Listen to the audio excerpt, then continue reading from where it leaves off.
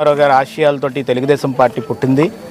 ఆయన ఆశయం 94లో మీకు గుర్తుందో లేదో, మన బార్కాస్ అంటే మనం ఏదైతే పోలీస్ గ్రౌండ్ అంటామో ఆ రోజుల్లోని ఆ గ్రౌండ్ అంతా ఓపెన్గా ఉండేది. అక్కడ ప్రజల వద్దకే పాలన అని చెప్పి నందమూరి తారక రామారావు గారు పెట్టారు.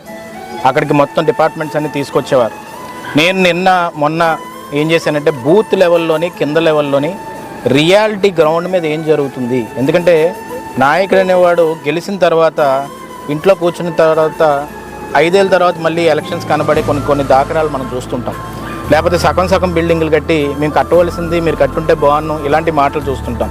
కానీ అయ్యన్న పాత్రుడు గారు స్టైలే డిఫరెంట్ ఉంటుంది. ఏంటంటే అది నేను ఈరోజు మొదలుపెట్టానంటే 5 ఏళ్ళలో కంప్లీట్ చేయాలని డిగ్రీ కాలేజ్, పాలిటెక్నిక్ కాలేజ్, ఏ కాలేజీలోనే తీసుకున్న ఐటీ కాలేజ్ అన్నీ కూడా ఆయన తీసుకొచ్చారు ఎడ్యుకేషన్ సంస్థల్లో. అలాగే నేను ఈరోజు ఏమనుకున్నానంటే ఇక్కడికి వచ్చాక ఒక 40 ఏళ్ళ క్రితం ఏదైతే ఇక్కడ కాలనీల్లోని